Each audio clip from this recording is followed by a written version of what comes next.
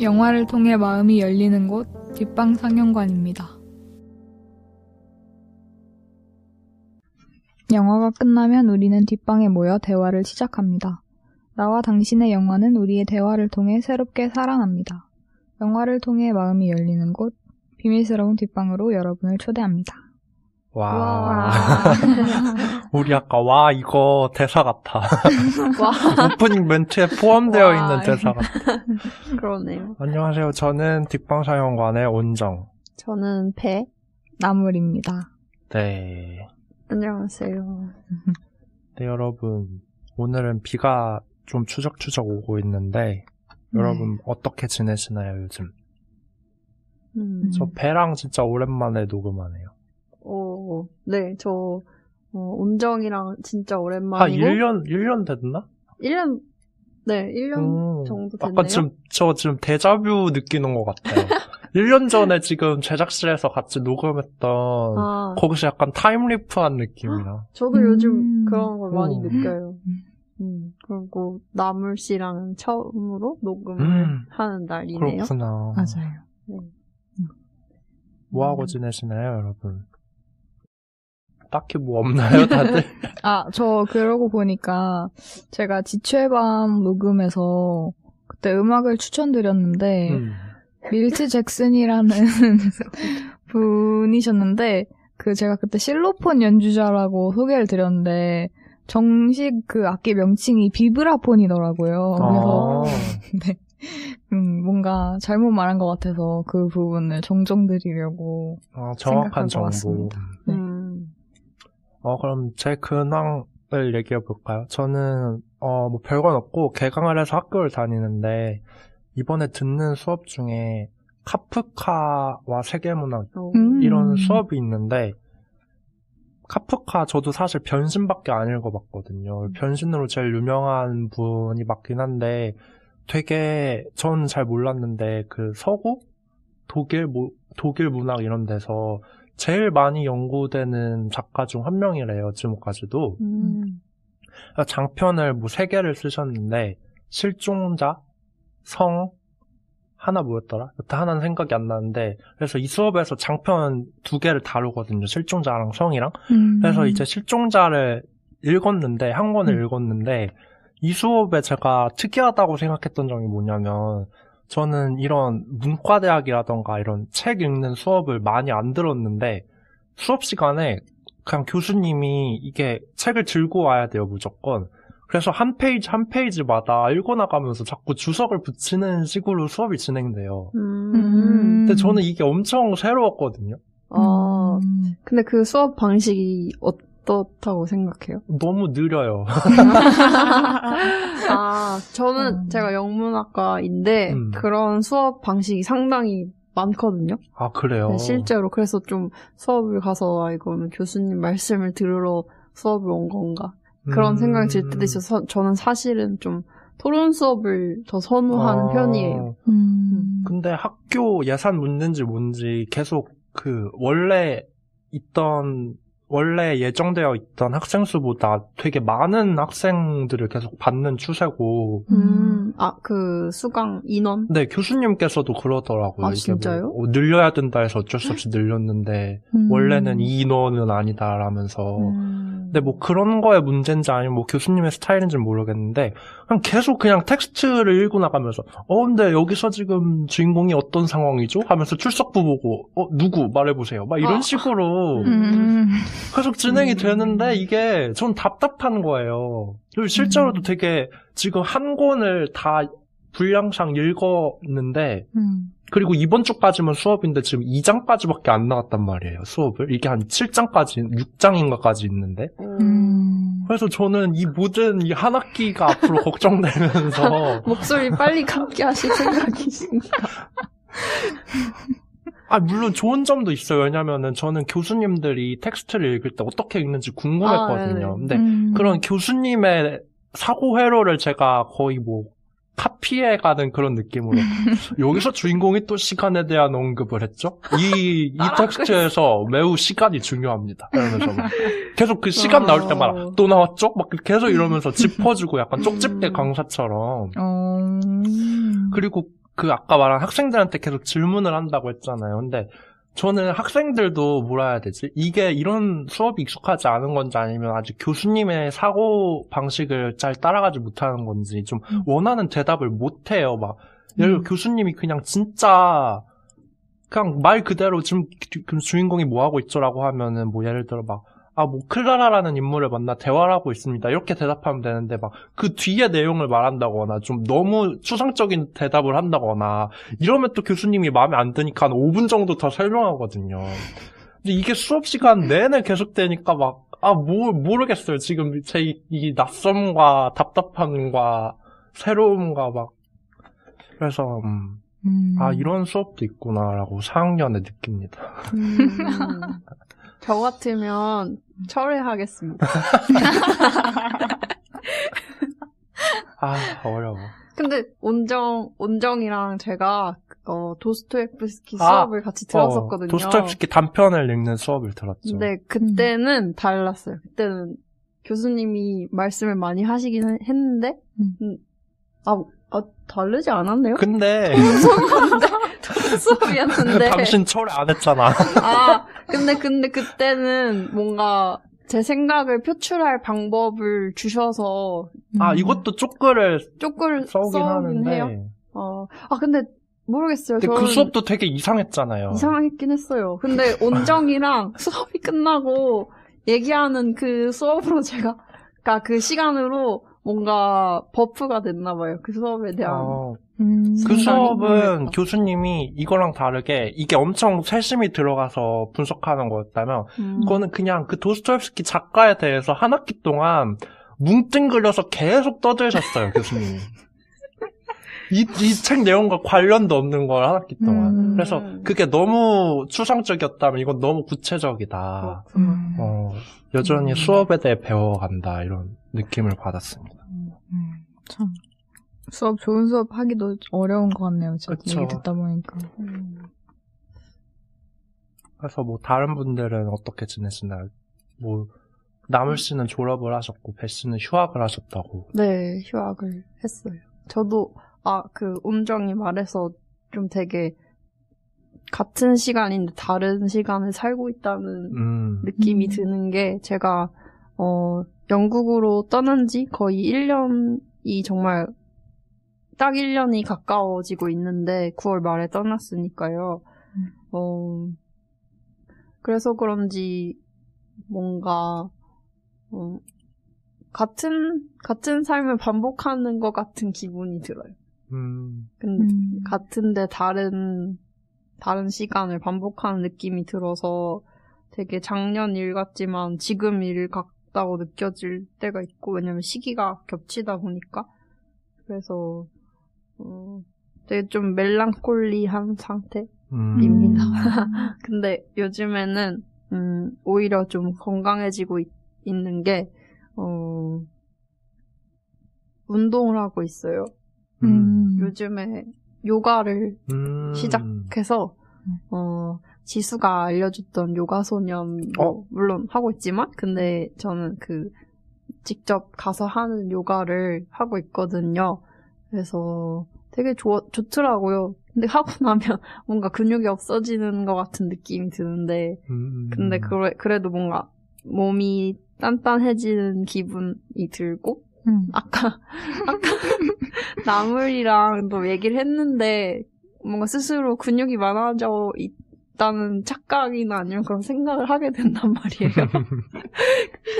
근데 이게 근육이 보이지 않으니까, 이건 속근육이다.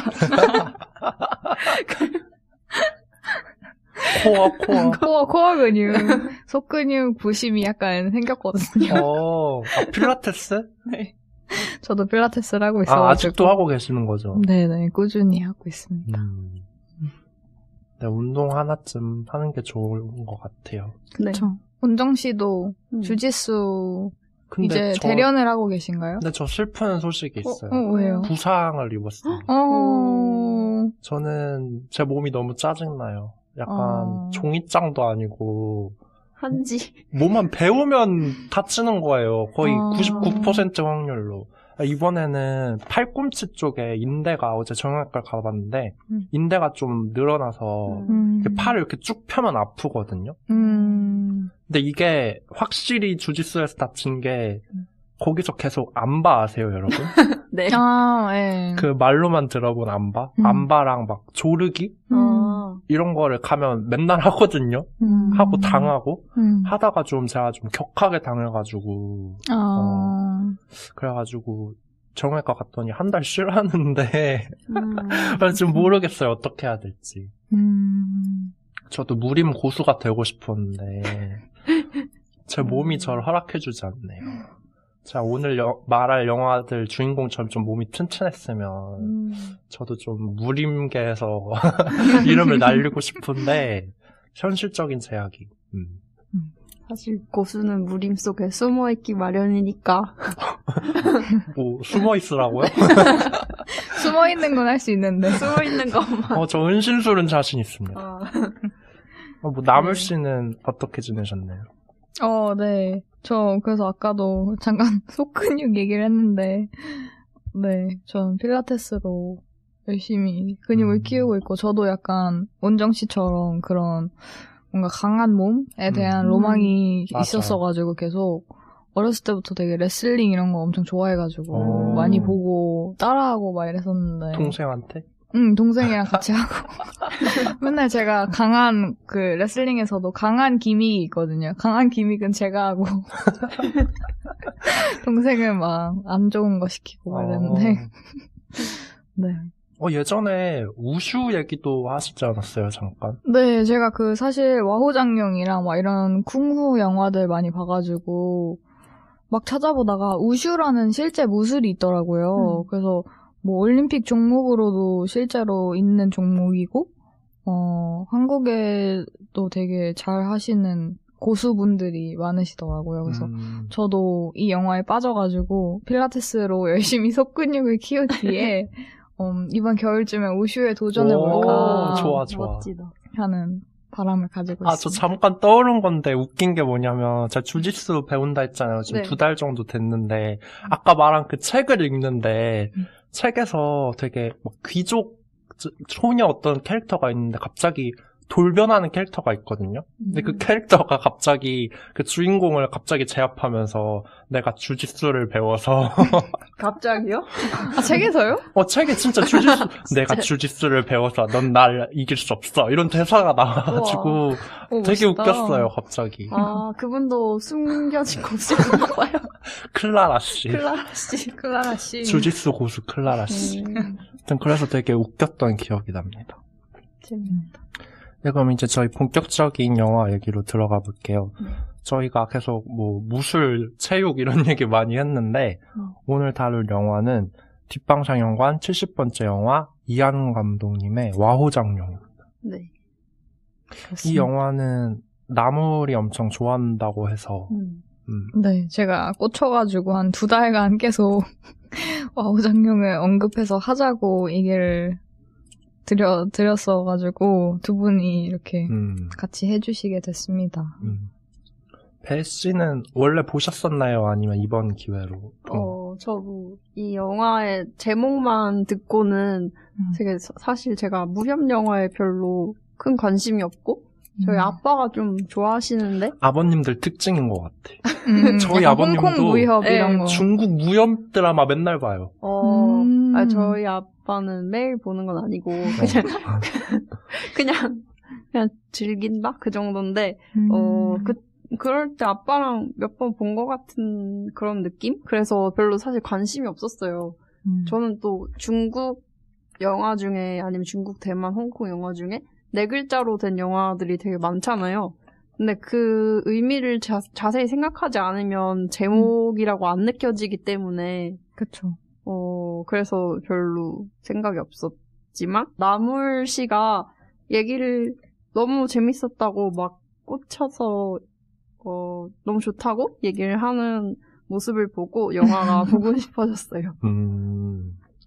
네. 저도 뭐 원래 한 번쯤은 보고 싶었는데 또 기회가 없으면 안 보기 마련이니까 그냥 이 기회에 보자 하고 봤습니다. 네, 그럼 이 영화의 뭐 트리비아? 이런 거에 대해서 조사해 오신 분 있나요? 일단은 이 영화에서 액션 씬, 무술 씬이 되게 많잖아요. 근데 이 배우들이, 그러니까 어떤 배우가 출연을 했냐면 주윤발 배우, 또 양자경 배우, 장찌희 배우, 장첸 배우, 이 4명이 거의 주연 배우들인데 그분들이 거의 스턴트 대역 없이 무술 장면을 연기를 했다고 해요. 그래서 영화를 보시면 되게 날아다니는 장면, 빠르게 뛰거나 아니면 하늘로 갑자기 솟구치는 장면들이 있는데, 근데 이 장면에 와이어를 썼대요. 근데 CG로 그 와이어를 다 지워서 영화에는 와이어 없이 그런 무술을 하는 것처럼 보이게 했다고 합니다. 허공답보라고 하나? 그 허공에서 막 발 이렇게 뛰듯이 막 이렇게 날아다니는 게 엄청 많더라고요. 네, 되게 엄청 사뿐사뿐 가벼워 보이는 장면들. 맞아요. 근데 솔직히 말하면 좀 와이어티가 많이 나가지고 저게 지금 뛰어가는 건가 끌려가는 건가 약간 그런 느낌. 그리고 장찌희 배우가 특별하게 북경무도학원 출신이라고 합니다. 그래서 무술 트레이닝을 받은 적이 없었지만 그 무술 연기를 할 때 춤을 배울 때 배웠던 동작들을 좀 접목시키고 무술도 좀 춤같이 연기를 했다고 해요. 멋있다. 멋있죠. 그리고 또 중국어에 대해서도 네. 중국어. 이게 그 영화에서 쓰인 언어는 만다린 중국어인데, 근데 중국어에 여러 방언들이 있잖아요. 뭐 방언이라 얘기할 수 있고 다른 언어라고도 어떤 해석에서는 보기도 하지만, 근데 그 배우들이 다 다른 억양을 가지고 이야기를 한다고 합니다. 주윤발은 광동어 억양을 가지고 연기를 했고, 양자경은 말레이시아 영어 방언, 그리고 장찌희는 북경 억양, 그리고 또 장첸은 대만 억양을 가지고 있다고 하네요. 그래서 이게 다 만다린 중국어지만 억양이 다르다 보니까 좀 신경이 쓰일 수 있잖아요. 그래서 어느 곳에서는 목소리들을 다 만다린 중국어 억양으로 바꿔서 더빙을 해서 영화를 상영을 했다고도 해요. 저는 이런 영화를 보면 항상 아쉬운 게 저희는 이 억양의 미묘한 차이를 잘 모르잖아요. 맞아요. 근데 중국 영화라든지 미국 영화를 보면 억양이 되게 중요한 요소로 나올 때가 많다고 전 느끼거든요. 그냥 인물이 한마디만 해도 너 어디서 왔구나, 뭐 너 서부 출신이구나, 뭐 이런 식으로 얘기를 하는 게 저도 그걸 느낄 수 있으면 좋을 텐데 하고 항상 아쉬움을 느껴요. 근데 우리는 한국어 영화에서 그걸 느낄 수 있잖아요. 근데 사투리라든지. 근데 한국어 영화에서 사투리가 되게 점점 사라지는 추세 아닌가요? 영화를 보면서 막 예를 들어 뭐 저희 나라로 치면 뭐 부산 사투리, 뭐 제주도 사투리, 뭐 전라도 사투리, 뭐 이런 걸로 구분을 하면은 그런 식으로 비슷하게 대응될 수도 있는데. 제가 본 한국 영화들은 거의 최근 영화들 거의 다 서울말만 쓰고 뭐 나오면 경상도 사투리 정도? 조폭 영화에서 특히 뭐 이런 느낌이긴 하네요. 근데 또 워낙 영어나 중국어는 사용자가 엄청나게 많은 언어다 보니까 더 약간 방언도 많고 억양도 훨씬 다양하긴 한 것 같아요. 원정 씨가 지적해 주신 것처럼. 언젠가는 저도 즐길 수 있으면 좋겠네요. 그 억양을 막 들으면 바로 아는 거지. 영어는 할 수 있지 않을까요? 많이 듣다 보면. 그럴 수도 영어 있죠. 정도는. 근데 중국어도 사실 만다린 중국어랑 광동어 중국어랑 전혀 완전 다르잖아요.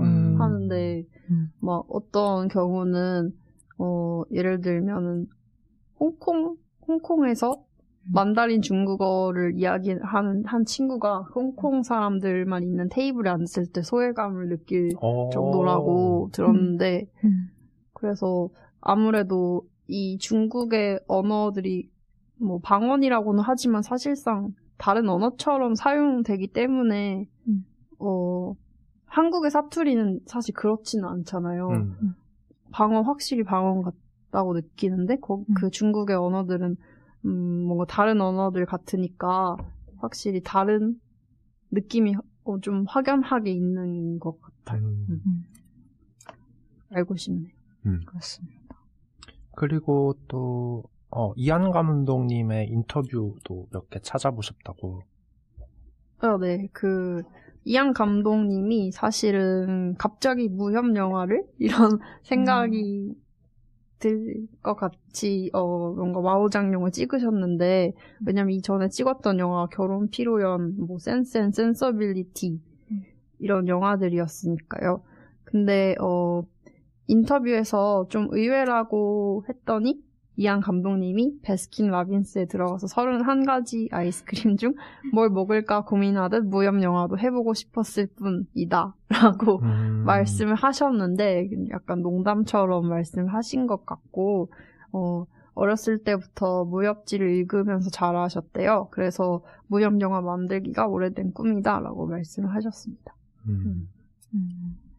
이한 감독님 얘기가 나와서 말인데 뭐 다른 영화들도 많이 보셨나요, 여러분? 이한 감독님? 네, 저는 뭔가 이번에 준비하면서 찾아본 건 아니었는데도 생각보다 그냥 이미 내가 봤네 이런 영화들이 많더라고요. 필모를 보니까. 그래서 감독님이 그래도 쿵후 이런 거 무협에 관심이 계속 있으셨던 것 같은 게 쿵후 선생이라는 영화를 찍으신 적이 있거든요. 그래서 여기 쿵후 선생, 결혼 피로연, 음식 남녀 이렇게 이 영화 3개랑 이제 와우장룡까지 해서 와우장룡에 나오시는 철 어르신이라는 분이 있잖아요. 이름 갑자기 생각 안 나. 청명보검을 잠깐 맡아주기로 하신. 태대인? 아닌가? 태대인? 철 어르신. 철 어르신. 철 어르신. 철 어르신. 네. 그 배우분이 새 영화에 랑웅이라는 배우분이신데 네 영화에 연달아 출연을 하셨더라고요. 그래서 그런 것도 재밌는 부분이고, 네. 결혼 피로연이랑 음식 남녀 말씀드렸고, 센스 앤 센서빌리티도 아까 배 씨가 잠깐 언급을 해주셨고, 또 브로크백 마운틴이라는 영화로도 엄청 유명하시고, 하고 라이프 오브 파이. 라이프 오브 파이도 진짜 좋은 영화고, 네. 그리고 제미니 맨이라는 영화가 있는데 이게 이제 곧 개봉 예정이라고 들었거든요. 이게 윌 스미스가 나와서 약간 어린 시절의 자기랑 나이 든 자기를 동시에 연기한다고 약간 젊어지게 하는 기술 있잖아요. 요즘에 유행하는 디에이징 기술인가 뭐 그런 네, 그걸 이용해서 하신다고 들었습니다. 그 영화 뭐였지 제목이? 어떤 영화요? 마블 영화인데 캡틴 마블에서 퓨리가 디에이징 맞아요. 기술 이용해서 40대로 나오잖아. 네. 40대인가? 진짜 안티에이징도 아니고 디에이징. 나이를 거스른다. 저는 브로크백 마운틴을 굉장히 인상 깊게 봤던 기억이 있네요. 그래서 이한 감독님 영화 얘기도 잠깐 해봤고, 네. 또 저희 아까 그 얘기도 하지 않았나요? 저희의 추론이지만 이한 감독님이 좀 힘들 때 영화를 만드셨나? 왜냐면 여기서 등장하는 리무바이라는 네. 인물의 대사라던가 뭐 마지막 선택 뭐 이런 것들에 대해서 그것에 대해서는 일단 영화에서 이거 줄거리 전을 말씀드려도 될까요? 아니면 줄거리를 먼저 네, 말할까요? 줄거리 먼저. 네. 이 영화 줄거리를 말해보자면은 저희가 근데 줄거리가 되게 복잡하거든요. 인물 관계도 되게 얽히설기 설켜 있어서 네. 그냥 뭐 청명검의 소재를 중심으로 대충 얘기를 해보자면 일단 이 영화에서 등장하는 첫 장면부터 얘기하자면 무당파라는 그런 무림계 당파가 있는 것 같아요. 근데 거기에 거의 수장격인 리무바이, 주윤발 배우님이 연기하신 리무바이 또는 이묵백 또는 리무바이가 이제 강호에서 계속 명상 수련 이런 걸 하다가 어느 날 양자경 배우가 연기하신 수련을 찾아와서 자기가 이제 청명검을 놓겠다는 얘기를 하면서 이거를 이제 테데인에게 이걸 갖다 줘라 라고 부탁을 합니다. 그래서 리무바이와 오랜 연이 있는 약간 서로에게 마음이 있지만 표현하지 못하고 있는 수련은 이 청명검을 이제 테데인에게 갖다 줍니다. 하지만 그때 옥대인이라고 또 테데인과 같이 친분? 뭐 여튼 그런 관계가 있는 사람이 있었는데 그 옥대인의 딸인 소룡에게 청명검을 도둑 맞아요. 근데 소룡과도 이들이 얽혀 있는 게 알고 보니 소룡은 푸른 여우의 제자인데 푸른 여우는 무당파의 수장인 리무바이의 스승님을 죽였다고 해요. 그래서 리무바이가 되게 복수의 칼날을 갈고 있는 그런 인물 중 하나였던 거죠. 근데 이 소룡을 직접 마주친 리무바이는 소룡의 재능이 마음에 들어서 오히려 소룡에게 무당파의 제자가 되라고 설득을 합니다. 하지만 소룡은 이를 거부하고, 그러니까 이런 리무바이의 제안도 거부하고, 또 그냥 정략 결혼식이 예정되어 있는데 그 결혼을 하는 게 어떠냐는 또 수련의 제안도 거절하고 이런 청명검을 가지고 이제 무협 세계를 돌아다니면서 결혼식을 피해 도망다닙니다. 소룡은 사실 티베트에서 만난 소호라는 남자와 사랑하는 사이였는데요. 이렇게 넷이 뭐 얽히고 설켜서 이렇게 지내다가 마지막쯤에 가면은 푸른 여우와 소룡 그리고 리무바이와 수련이 이렇게 동굴에서 만나는 그런 장면에서 마지막 싸움에서 푸른 여우는 리무바이의 손에 의해 죽음을 맞이하지만 또 리무바이는 푸른 여우의 독침을 맞게 돼요. 그래서 소룡이 그 해독제를 가져오려고 하지만 늦어버리고 리무바이는 수련에게 마지막 고백을 하고 죽습니다. 하지만 수련은 이렇게 된 원흉이랄까? 일종의 책임 소재가 있는 소룡을 용서하면서 소호에게 가서 너는 뭐 사랑을 이뤄라 라는 대사를 하고 그래서 소호와 소룡이 만나서 이렇게 지내다가 소호에게 들었던 말이 있어요. 높은 산에서 뛰어내리면 소원이 이루어진다는 대사가 있었는데 그 대사를 마지막으로 둘이 함께 다시 나누다가 본인이 구름을 향해서 뛰어내립니다. 그리고 결과가 어떻게 되는지는 보여주지 않고 영화가 끝이 납니다. 이렇게 들으니까 진짜 무협소설 줄거리 같아요, 뭔가. 뭐 원한과 싸움과 막 이런 사랑 이런. 실제 영화는 사실 그렇게 막 뭐라고 해야 되지? 좀 더 감정선이 저는 되게 중요한 그런 느낌이었어가지고 새롭네요, 이렇게 들으니까. 이 영화를 보면 청명검이라는 칼에 되게 인물들이 집착을 해야 된다고 해야 되나? 그러니까 뭔가 계속 여튼 이 칼 때문에 이 모든 일이 벌어지는 거잖아요. 그래서 이 영화에 대해 저희가 뭐 좀 아까 배 씨가 리허설 때 욕망 이런 거에 대해서 이야기하는 것 같다고 했는데 어떻게 보면 청명검도 그런 상징 중 하나인 것 같아요. 그러면은 다시 보기 코너로 넘어가 볼까요? 아니면 네. 더 아까 말 못하신 트리비아라던가 이런 거 있나요? 좀 욕망에 대해서 얘기를 하자면 이거는 이한 감독님의 인터뷰에서 읽은 건데요. 이 제목이 와호장룡인데 이게 웅크린 호랑이와 숨은 용이라는 뜻이잖아요. 근데 욕망에 대한 얘기를 하시면서 동양적인 철학인 불교에서 욕망은 고통을 가져다주고 서양에서는 그 에덴과 이브가 욕망으로 인해서 에덴 동산에서 쫓겨났지만 새로운 세계로 대신에 나아갔다. 그래서 와오장룡이란 뜻은 억압돼 있지만 분출하고 싶어하는 인간의 감정과 욕망을 가리키는 것이다 라고 말씀을 하셨었어요. 그래서 감독님이 이렇게 생각하시는 걸 알았으니까 우리의 얘기를 해보도록 할까요? 네.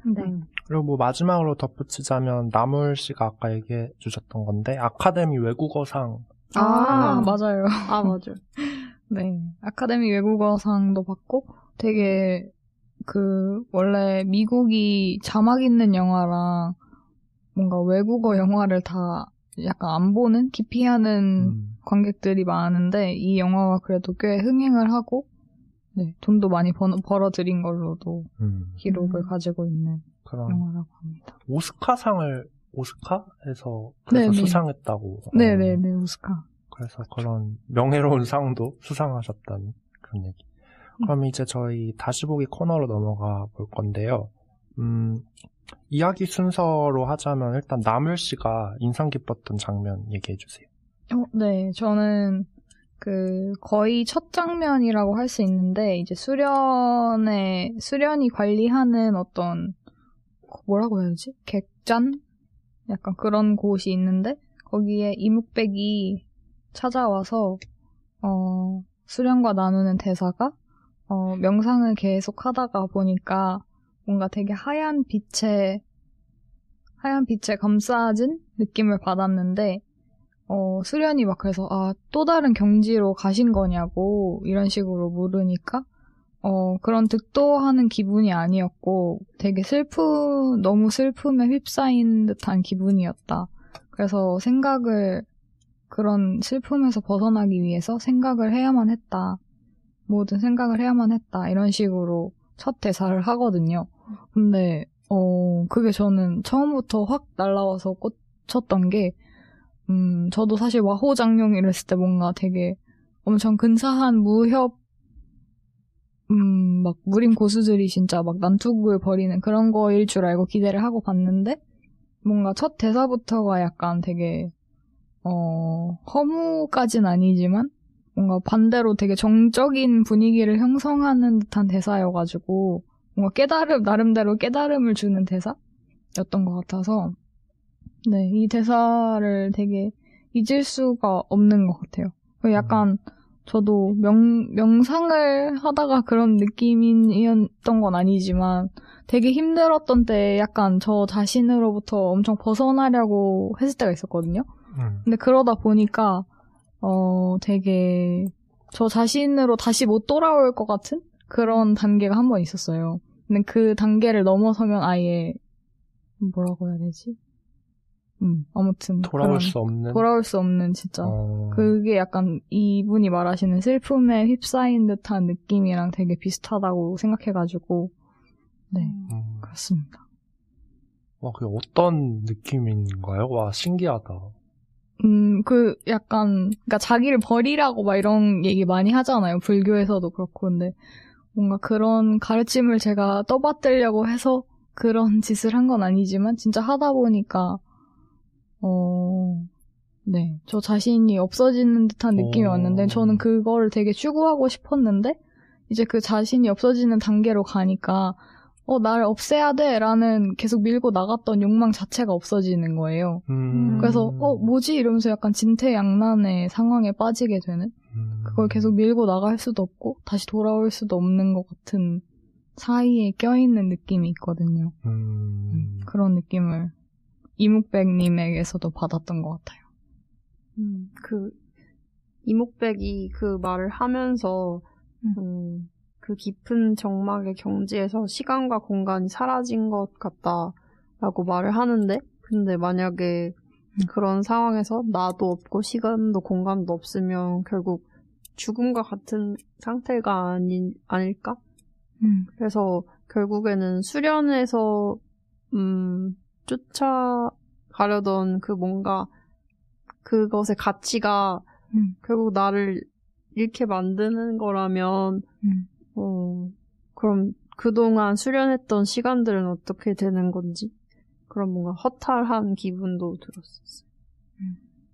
네, 이렇게 평생을 무공에 힘을 바쳐서 노력했고 지금도 되게 존경받는 인물임에도 뭔가 그런 걸 느끼니까 그만둔다고 말하는 그 점이 저는 좋았던 것 같아요. 그걸 그만둔다고 기꺼이 할 수 있는? 맞아요. 그것도 되게 용기 있는 일이잖아요. 그렇죠.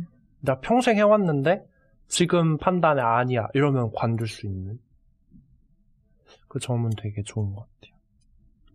그리고 아까 말한 그 이미지 관련해서 나물 씨가 마지막 장면과도 좀 연결되는 것 같다고 느끼셨다고.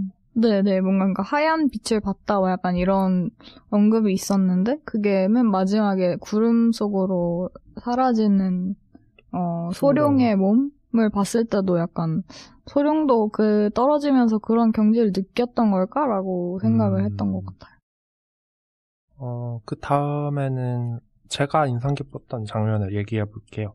저는 좀 웃겼던 그런 장면인데, 소룡이랑 소호랑 이제 티베트에서 만나거든요. 그러니까 소호가 소룡이 어머니와 함께 뭐 자기의 뭐라 해야 되지? 돈을 신고 갔나? 뭐 여튼 이동하는? 네. 소룡의 아버지가 옥대인인데, 근데 그분이 그 티베트 사막에 부임을 받게 된 거예요. 그래서 약간 관리하시는 그 자리에 분이어가지고. 옥대인은 없었나요? 없었던 거 없었던 거 네, 맞죠? 근데 가족들이 다 같이 이동을 해야 되니까 옥대인이 이동을 하면. 근데 여튼 그 행렬을 이제 소호가 장첸 배우님이 연기하신 소호가 이렇게 습격을 해가지고 이제 뭐 약탈도 해가고 이러다가 이제 소룡이랑 만나는데 이때부터 웃겼던 게 보통 이런 중국 영화에서 이렇게 약탈당하는 막 되게 여성 캐릭터들은 항상 마차 안에서 되게 고운 옷 입고 있다가 막 어떡해 이러고 막 그냥 가만히 앉아 소리 지르고 이러는데 시작부터 갑자기 소룡이 뛰쳐나오더니 말탄 어떤 애 이렇게 내던지고 자기가 말 타더니 막 무기 들고 막 내놔 이러면서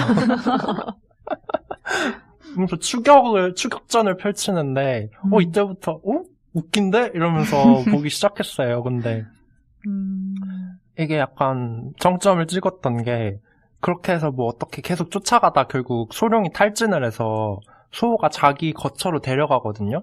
근데 거기서 이제 소룡이 열심히 주는 음식이랑 음료를 먹으면서 회복을 하고 나서 소호가 막 이렇게 고기 구우면서 막 노래 흥얼흥얼대고 이러고 있는데 뒤에 와서 갑자기 그렇게 바위를 들더니 머리를 이렇게 막 찍어 누르거든요.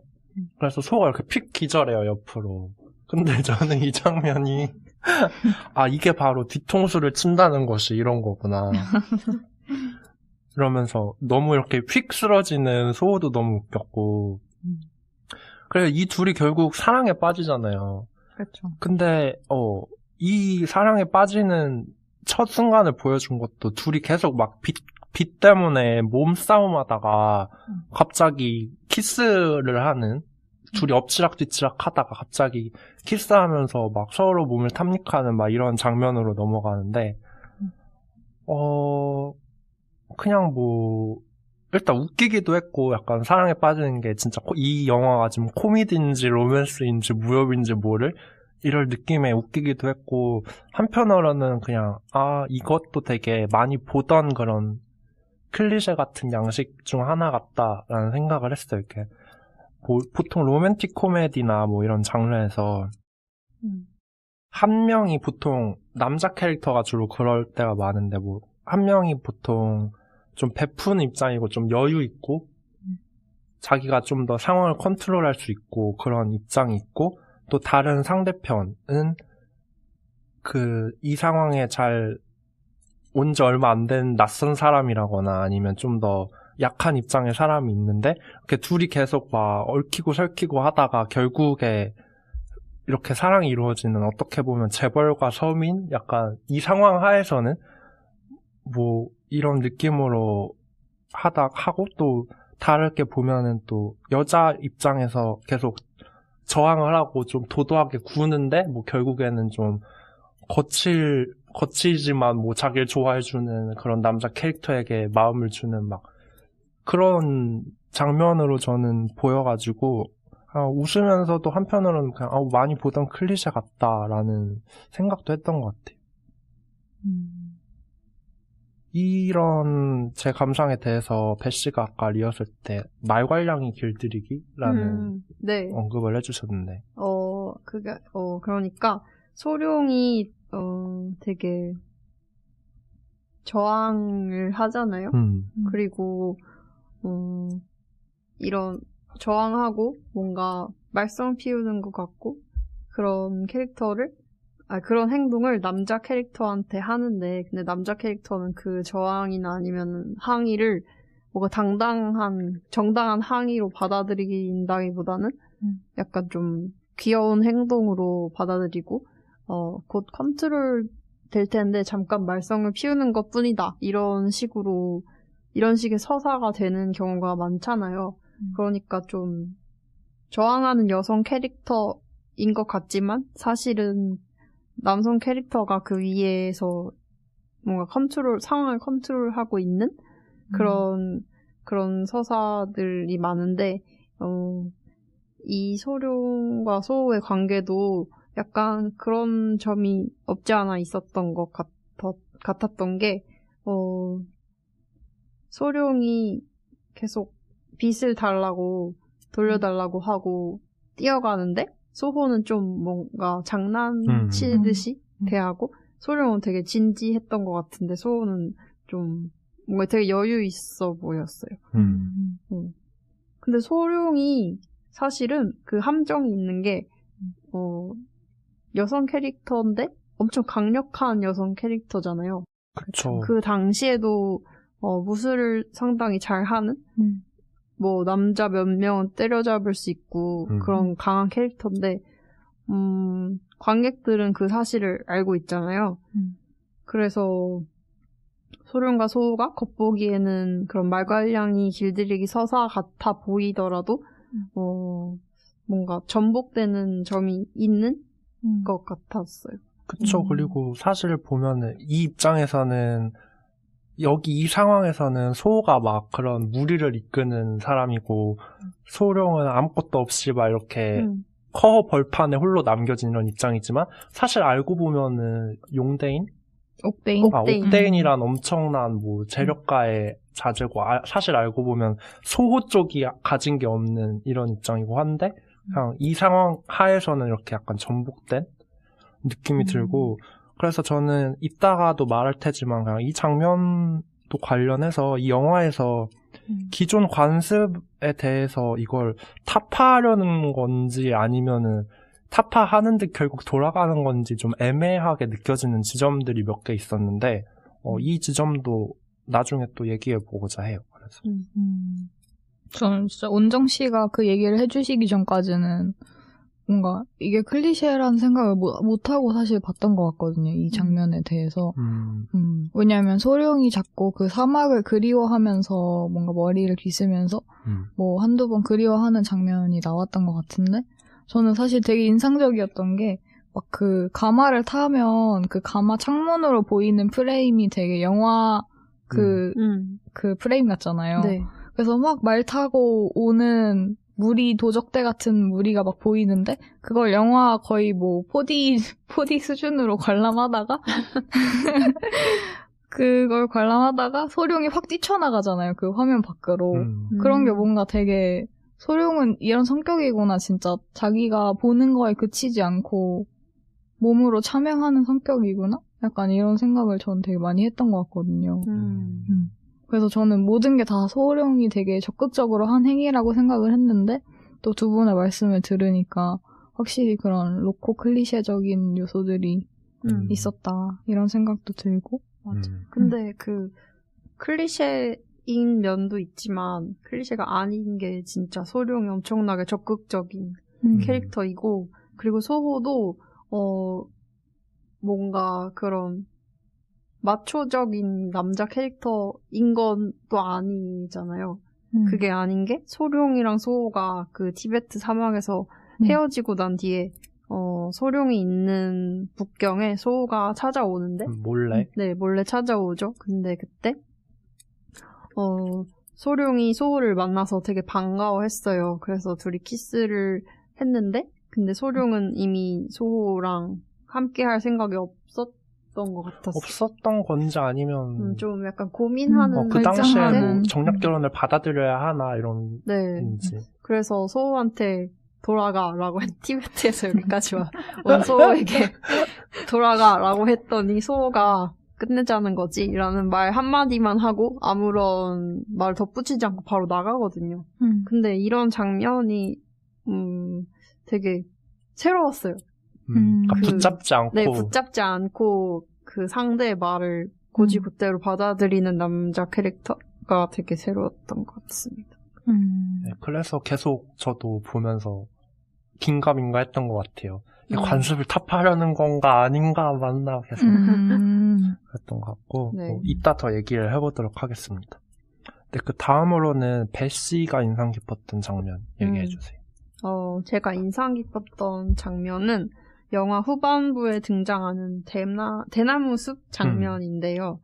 이 장면이 되게 엄청 아름다워요. 화면을 꽉 채우는 대나무 잎들과 그리고 그 소리랑 흔들흔들 거리는 그 나무 그리고 균형을 엄청 놀라울 정도로 잘 잡고 있는 소룡과 이목백 그 장면인데 근데 이게 어떻게 그 장면을 이르게 됐냐면 소룡과 이목백이 서로 그러니까 이목백이 소룡을 자신의 제자로 삼고 싶어 해요. 그 무당파의 무당파. 그 무당심결? 네, 무당심결을 전수해줄 제자로 적합하다고 생각해서 소룡과 대화를 하려는데 근데 이게 또 소룡이 그 청명검을 갖고 있는 상황이어서 좀 둘이 쫓고 쫓기는 그런 상황이기도 하지만 근데 그 대나무숲 장면에서 소룡이 그 나무를 흔들어서 이목백을 떨어뜨리려고 해도 이목백이 떨어지지 않고 엄청나게 침착한 균형을 유지하거든요. 근데 그 상황에서 코어 근육이 탄탄하셔서 균형을 잘 잡으시네요. 뒤짐지고 네, 그거 놀랍죠?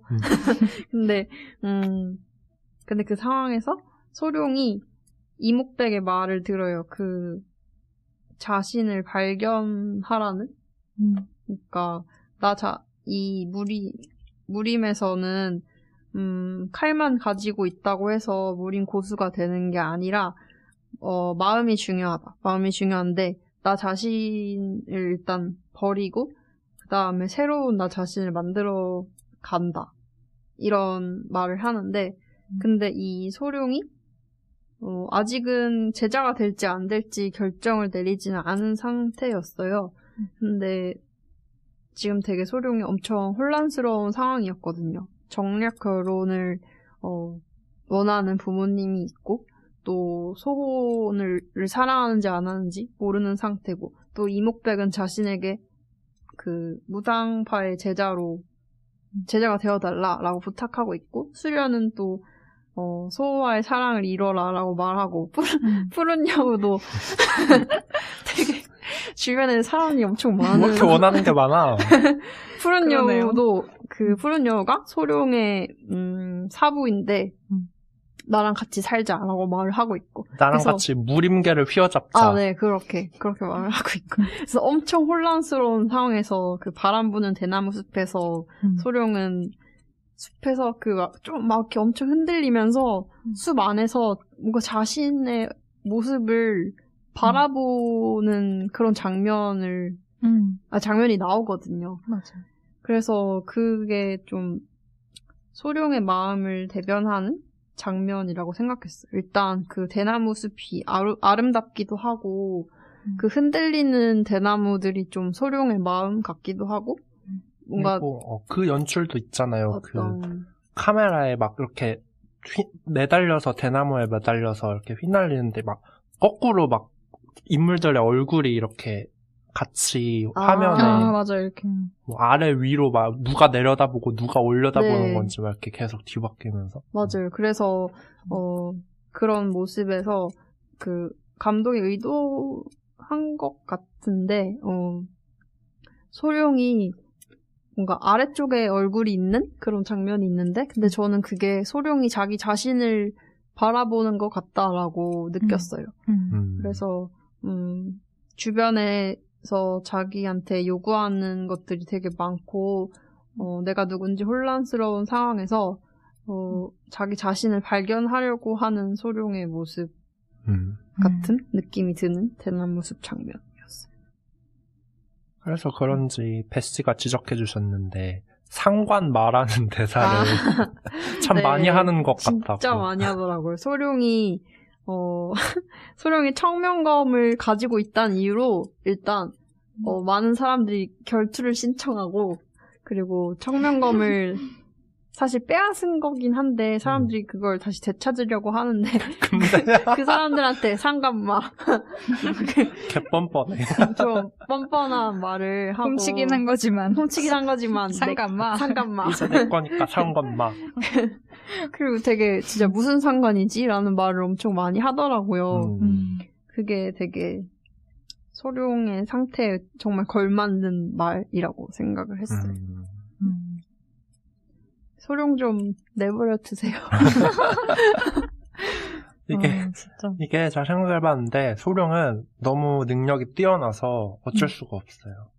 내가 볼 때 제가 이 영화에서 특히 느낀 게 무림은 참 능력 제일 중심주의구나 라는 걸 느꼈는데 소룡이 제가 얘기하고 싶었던 거는 소룡이 되게 영화 내내 사실 엄청 많이 호의를 받잖아요. 그러니까 사실 수련이랑 리무바이도 거의 뭐 엄청 무림 고수로 처음부터 그런 포스를 내면서 등장하면서 충분히 소룡을 제압할 수 있었음에도 막 봐주고 막 얘는 나랑 의자매를 맺었어 뭐 얘는 내 제자로 받아들일 거야 라고 하면서 그런 위기 상황 때마다 막 그렇게 봐주고 푸른 여우도 사실 엄청난 실력자인데 얘 능력을 알아보고 그냥 내 편으로 회유하려고 하고 그래서 되게 무림고수 셋이나 이미 주변에 있고 그들의 막 되게 호의를 받는데 이게 사실 다 그냥 얘가 능력이 뛰어나서가 아닐까. 얘는 혼자 막 거의 푸른 여우에게 그런 무술을 수련받긴 했지만 거의 독학인 시절도 많다고 영화에서 나오는데 그렇게 혼자 깨우쳐도 이 무림고수들을 상대할 수 있을 정도의 실력이 있으니까 그래서 모두 얘를 탐내하고 모두 얘를 봐주고 얘한테 호의를 가지고 해서 저쪽도 참 저 세계도 참 이런 생각을 했네요. 되게 소룡이 엄청 자유로운 삶을 살고 싶어 하잖아요. 그렇죠. 일단 수련이랑 소룡이 처음 만났을 때 이런 얘기를 하는데 수련이 소룡한테 청명검을 보여주면서 이 검이 되게 아름다워 보이지만 사실은 되게 잔혹한 검이다 라고 말을 하는데 그럼에도 소룡이 자기는 이제 결혼을 앞두고 있는데 혼인을 앞둔 상태에서 내 인생을 살지 못했어요 라고 말을 하거든요. 그리고 자기는 소설 속의 영웅처럼 살고 싶다. 자유롭게 살면서 사랑하는 사람을 스스로 선택하는 게 진정한 행복일 거다 라고 말을 하는데 뭔가 소룡은 좀 새로운 세대를 대변하는 캐릭터 같아요. 그러니까 무림을 잘하기도 하지만 뭔가 새로운 세대라서 사람들이 소룡한테 기대는 뭔가 바라는 기대?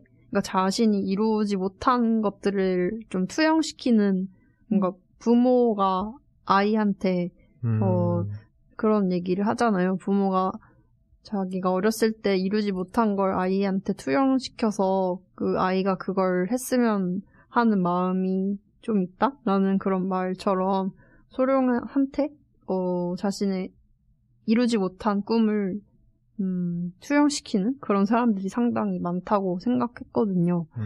근데 사실 소룡도 자신의 삶이 있잖아요.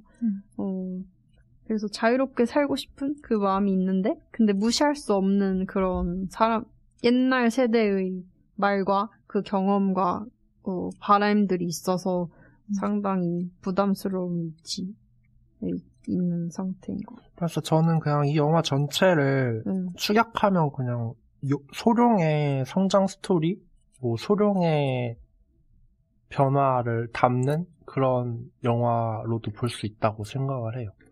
다른 모든 인물들은 그냥 이 소룡의 결정이나 앞으로의 방향에 대해 영향을 미치는 인물일 뿐이고 중심 스토리는 다 소룡이 가지고 간다라는 이런 생각을 했던 것 같아요.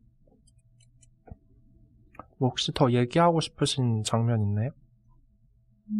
아니면 푸른 여우에 대해 얘기를 해볼까요? 네. 푸른 여우. 그 영화에서 좀 재미있는 장면? 약간 피식했던 그런 장면들? 네, 그런 것도 얘기를 하고 싶은 게 되게 뭔가 상당히 감정선이 아까 나물 씨 말대로 감정선이 중요한 영화이기도 했는데 그 안에서 약간 개그 캐릭터 같은 사람도 나오더라고요.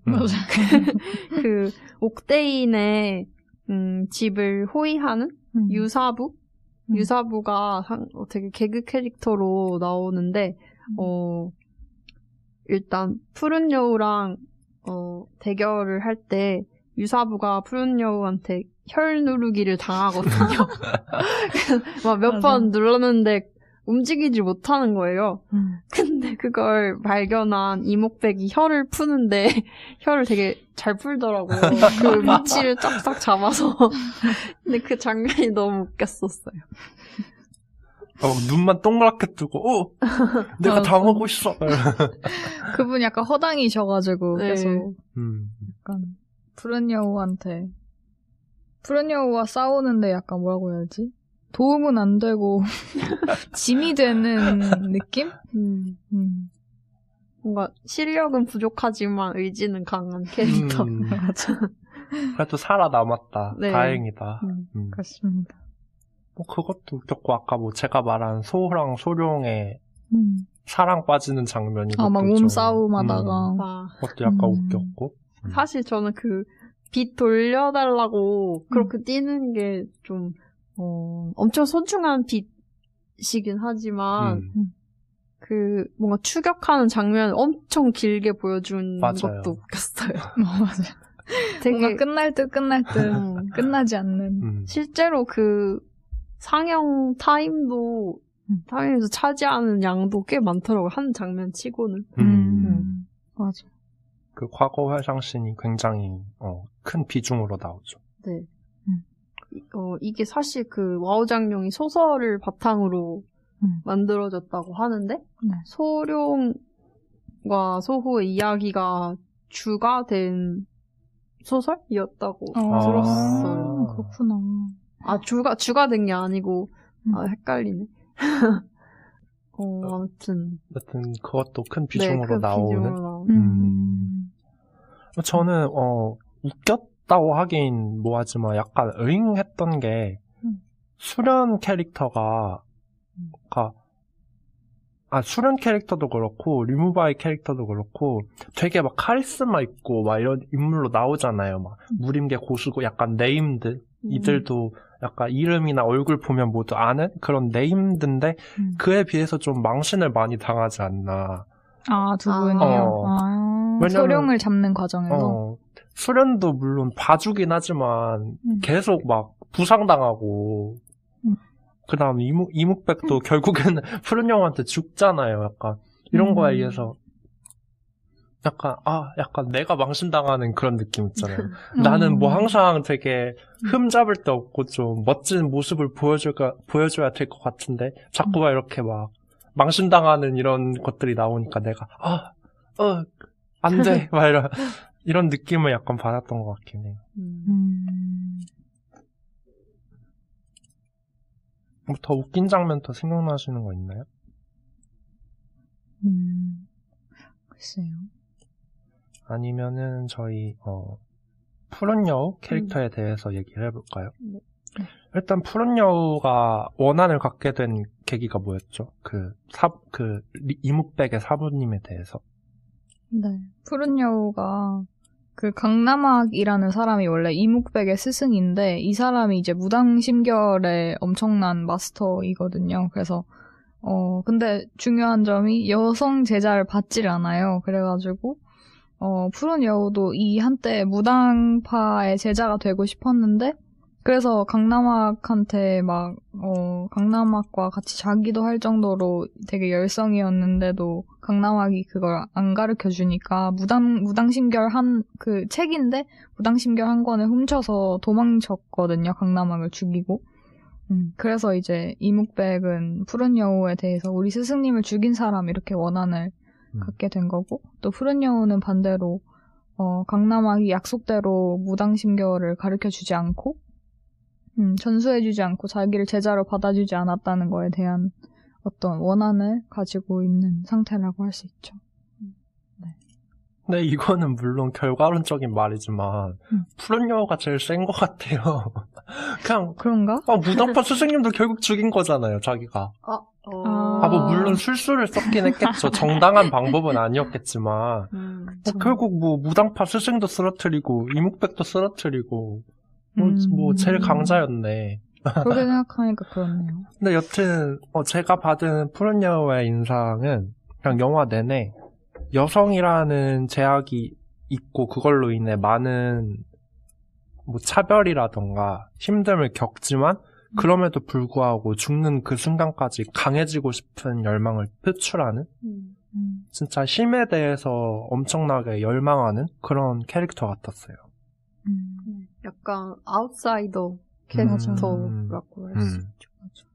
뭔가 저는 푸른 여우가 진짜 처음부터 끝까지 너무 안타까웠던 게 정말 그 온정 씨가 말씀해 주신 대로 뭔가 결과적으로 뭔가 실리적으로 따져보면 푸른 여우가 뭔가 제일 뭐라고 해야 되지? 뭔가를 많이 이룬 사람인 것 같고 실적이 좋은 사람인 것 같은데 뭔가 사실 그 무림계에서는 그렇게 쳐주진 않잖아요. 맞아. 푸른 여우를 뭔가 존경받는 인물은 아닌 상태? 그런 것도 되게 자기 자신에 대한 열등감 같은 게 있었을 것 같고 또 하나 제가 너무 약간 처음부터 충격을 받았던 게 소룡이 제자잖아요. 그 푸른 여우에. 근데 무당심결이라는 책을 소룡이 보고 같이 이제 서로 같이 익힌 건데 이때 푸른 여우는 그림을 보고 글을 못 읽어서 그림만 보고 익혔다고 하는데 소룡은 그 글까지 다 읽어서 나름대로 완벽하게 무당심결을 익혔단 말이에요. 그거에서 스승을 뛰어넘었다는 게 되게 아이러니하잖아요. 소룡은 뭔가 사실은 귀족 집안의 자제이기 때문에 어떤 글 같은 것도 배울 수 있는 혜택이 있었고 그런 반면에 푸른 여우는 뭔가 하녀로 일을 하면서 결국에는 글을 몰라서 무당심결의 경지에 이르지 못했다. 물론 자기 욕망 때문일 수도 있지만 그런 차이가 되게 그런 건 사실 자기 자신이 어떻게 할 수 없는 부분이잖아요. 그래서 그런 게 정말 끝까지 안타깝더라고요. 저는 사실 그 클로드 샤브롤 감독님의 축제라는 영화가 있는데 거기에서도 약간 그 뭐라고 하지? 글을 못 읽는 집안일을 하시는 분이 나오거든요. 근데 그 사람이 어떤 글에 대해서 느끼는 공포? 그런 게 되게 심리 묘사가 잘 돼 있는데 진짜 약간 숨 막히는 공포 같은 느낌? 그러니까 글을 읽는 척 하는데 사실은 글을 못 읽어요. 그래서 그때 받는 엄청난 압박감이나 스트레스? 그런 것들을 뭔가 그 영화에서 한번 보고 나니까 더 푸른 여우의 심정이 뭔가 이해가 가면서 맞아. 이거에 대해서 잠깐 얘기를 해보자면 전 그 영화도 떠오르네요. 더 리더 책 읽어주는 남자. 뭐 영화도 떠오르고 또 책 보면은 좀 한국이라든지 아니면 요즘 시대에는 좀 등장하지 않는 건데 좀 옛날 뭐 특히 서양권 뭐 책, 소설 이런 거 읽다 보면은 책 못 읽는 캐릭터, 글자를 배우지 못한 가정환경이나 이런 걸로 인해 이런 캐릭터가 나와서 그때 되게 열등감을 갖고 그런 일이 생길 때마다 막 회피하거나 막 끝까지 자기가 글을 못 읽는다는 사실을 자존심 상해서 들키고 싶지 않아 하는 그런 인물들도 꽤 자주 보였던 것 같아요. 맞아. 어쩌면 글을 읽을 줄 안다는 거는 뭔가 사회의 룰이잖아요. 그래서 그걸 못하는 푸른 여우가 정말 아웃사이더처럼 살아가는데 그럼에도 무당심결을 배우고 싶었다고 하는 거는 뭔가 욕망이 있지만 그 욕망에 수반되는 그런 뭔가 지켜야 하는 룰 같은 것들이 있잖아요. 예를 들면은 강호 안에서 뭐 아무나 죽이면 안 되고 신이나 우정, 고결함 같은 걸 지켜야 하고 또 그 안에서는 또 그게 뭐였죠? 여성은 무당신결을 전수 받을 수 없다. 이런 게 있잖아요. 그래서 원하는 게 있지만 그 원하는 걸 하려면 규칙을 지켜야 한다. 하지만 규칙은 내가 그 원하는 걸 얻게 하지 못하게 한다? 라고 했을 때 기꺼이 그 욕망을 위해서 규칙을 어길 수 있는 캐릭터였던 것 같아요. 그래서 좀 저는 되게 신기했던 게 푸른 여우가 강호 안에 속하지만 강호 안에 속하지 않는 그런 사람이잖아요. 그쵸. 그래서 그렇지만 무술은 계속 하고 싶은 사람. 그래서 소룡을 제자로 삼았고 그러면 그럼으로써 뭔가 레거시가 좀 만들어지는 거잖아요. 그래서 다른 사람한테는 악인으로 기억될 수 있지만 그 사람들 소룡과 푸른 여우 사이에서는 뭔가 새로운 역사가 만들어지는? 질 뻔했죠. 질 뻔. 네, 하지만 결국 또 그것도 소룡에게 거절당하고 그 다음 마지막 대사도 소룡에 대한 애증의 말을 하잖아요. 네. 너는 글을 읽어서 다 알매도 왜 나를 가르쳐주지 않았나? 왜 너 혼자 그렇게 강해졌나? 하는 그것과 동시에 둘이 싸운 시간이 있으니까 사랑한다? 아니면 뭐 이건 또 아니면 그거에 대해서 나온 것도 있죠. 아니면 존경심? 그만큼의 무공을 지닌? 여튼 그런 의미심장한 마지막 대사를 남기고 죽는데 저는 그래서 그냥 푸른 여우의 그러니까 분장이라든지 나올 때 연출이라든지 영화 내내 거의 그냥 악역이잖아요. 네. 그럼에도 싫지가 않았어요. 저럴 수도 있지. 뭐 나도 저 입장이면 저렇게까지 했겠다. 악에 받쳐서 라는 이해가 되는 그런 캐릭터였던 것 같아요. 맞아. 뭔가 되게 타협하지 않고 자신의 그 분노를 계속 표출하는 캐릭터. 오히려 되게 이런 인물들이 되게 고지고대로 살잖아요. 네. 이 인물 지금. 그래서 이렇게 뭐 뒤가 굴리지도 않고 참 일관적이다 이런 생각을 했던 것 같고. 그 다음 이목백 캐릭터에 대해서 좀 얘기해 볼까요? 이목백. 나물 씨가 되게 좋아하신. 네, 근데 저는 푸른 여우도 진짜 엄청 이입했는데 네. 이목백이랑 수련 관계도 또 되게 뭔가 이입이 되는 그랬던 것 같아요. 어떤 느낌으로?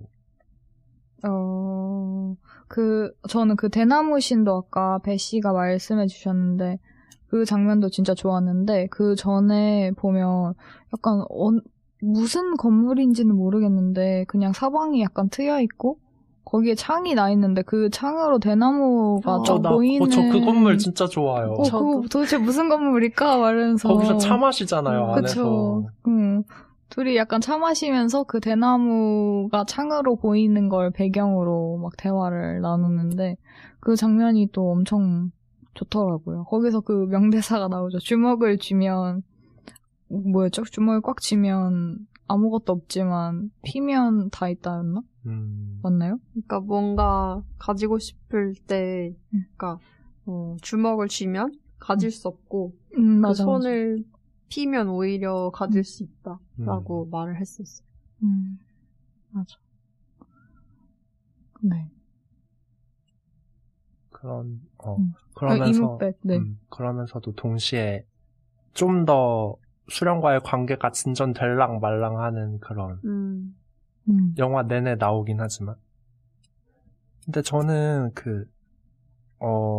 영화의 주제나 이런 거랑은 좀 관련이 없을 수도 있는데 제가 개인적으로 이목백 캐릭터에 대해 띠용이라고 느꼈던 점 중에 하나가 마지막에 죽으면서 고백을 하잖아요. 수련한테 난 사실 뭐 너랑 사랑 뭐 하고 싶었고 나 이제 죽어서 영혼이 될 텐데 영혼이 네 곁을 맴돌 거라고. 근데 저는 이게 과연 로맨틱한 말인가 소름 끼치는 말인가에 대해서 굉장히 고민했거든요. 그러니까 이 영화상에서는 분명히 로맨틱한 느낌으로 나왔어요. 이제 이 사람은 이렇게 떠나지만 영혼이 영혼으로 내 곁을 지켜줄 거야. 이런 느낌인데 제가 21세기 이 영화도 뭐 2000년에 개봉하긴 했지만 현 시대를 살아가는 저로서는 이 대사가 이거 좀 소름 끼칠 수도 있겠는데? 라는 생각을 했어요. 아니 이제까지 말 안 하고 있다가 죽어가는 마당에 자기 마음 편하려고 이렇게 고백을 하고 죽는 거잖아요. 그럼 수련의 마음이 어떻겠어요? 근데 저는 그게 그 마음이 하나의 방향의 마음이 아니라 이목백이랑 수련 모두가 서로 알고 있었던 사랑이라고 생각해요. 그러니까 맞아. 서로 사랑하는 걸 알고 있지만 그 수련이 소룡한테 말하자면 사실 나는 약혼자가 있었다. 약혼자가 있었는데 근데 그 약혼자가 이목백과 의형제를 맺은 사이였고 그 약혼자가 이목백을 구하려다가 죽었다고 했잖아요. 그래서 뭔가 그 강호에서는 신이랑 또 우정도 있으니까 자신의 사랑하는 마음을 좀 억누르고 살았을 수밖에 없었던 그 이목백과 수련인데 근데 뭔가 말년에 와서는 자신들의 사랑을 좀 이루고 싶어하는 그 강우에서 벗어나서 평화로운 삶을 살고 싶다고 계속 말하잖아요. 근데 그 평화로운 삶이 저는 그 사랑한다는 마음을 서로 터놓고 둘이 함께 살아가는 그런 삶이라고 생각을 했었어요. 여기서 그냥 저는 지극히 개인적인 관점으로 봤을 때 네. 그냥 이를테면 이한 감독님의 다른 영화 브로크백 마운틴에서 마지막 히스레저 배우님의 대사처럼 이렇게 굳이 이렇게 직설적으로 표현하지 않고 그냥 내가 너를 생각한다는 그런 뉘앙스의 말만 던져주고 죽었으면 좀 더 여운이 남거나 이 캐릭터의 멋짐이 좀 더 있지 않았을까라는 생각 이런 거. 근데 워낙 이목백은 사실 그런 자기 마음을 많이 말할 순간들이 없었다가 마지막 숨을 팍 터트리고 영원히 되어 영원히 네 곁을 지킬 거야.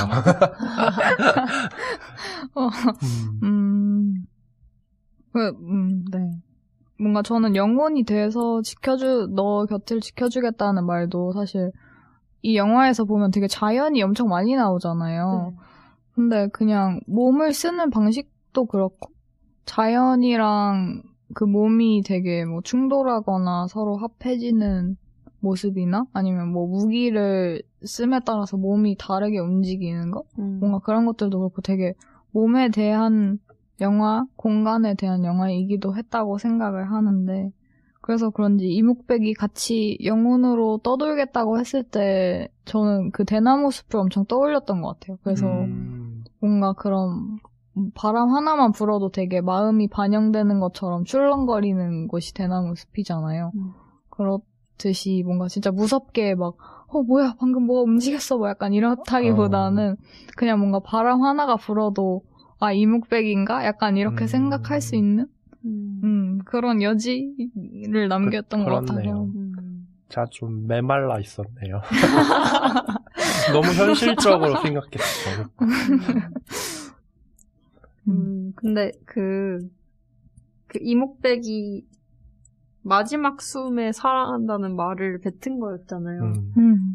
저는 그것 되게 여운이 남았던 게 이목백이 평생을 수련에 집중하다가 자기가 사라질 정도라고 느끼고 뭔가 사랑한다는 욕망을 억누르고 살았었는데 죽기 전에 꼭 하고 싶은 그 마지막 기회가 있다면 하고 싶은 말이 사랑한다는 말, 뭔가 자기의 욕망을 인정하고 표출하고 그걸 나누는 그런 행위였으니까 되게 슬프기도 하고 어찌 보면은 뭔가 마지막 기회가 없었다면 그런 말이 나오지 않았을 것 같다는 생각이 들기도 하고 그랬습니다.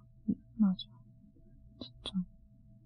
그리고 수련도 말이 많이 없는 캐릭터지만 뭔가 계속 그 소룡한테 뭐 이래라 저래라 하는 게 소룡은 되게 싫었겠지만 그래도 수련은 계속 사랑을 이루라고 끝까지 말을 하는 모습에서 너무 진짜 얼마나 미련이 남았을까 약간 그런 게 너무 전해지더라고요. 맞아. 그래서 뭔가 여성의 도리를 해라 이런 말도 하는데 저는 그게 뭔가 가부장적인 그런 시선에서 하는 말이었다기보다는 수련이 계속 말을 하잖아요. 뭔가 소설 속에서 읽었을 때 빈대 들끓는 곳에서 자고 이런 것도 나오냐 막 이러면서 되게 그냥 너가 살 수 있는 이 환경에서 그냥 좋은 배우자 만나서 사는 것도 어떠냐 이런 식으로 말을 했다고 생각하거든요. 자기가 너무 그렇지 않은 삶을 이미 살았기 때문에 그게 꼭 자유였냐고 생각하면 또 자유가 자기는 아니었다고 생각하는 부분도 있고. 네. 그래서 수련 캐릭터도 진짜 맞아. 여운이 많이 남는 것 같아요. 그러면 이왕 이렇게 된 김에 소호도 잠깐 언급하고 넘어가 볼까요? 네. 소호는 와호 장룡의 호랑이에 속하는 인물인데, 소호 캐릭터가 되게, 소호도 되게 아웃사이더 캐릭터잖아요. 그쵸. 고아하고, 그 티베트 사막에서 생존을 위해서 사는 아이인데, 그 소호가 사막에서 살게 된 이유가 뭐였죠?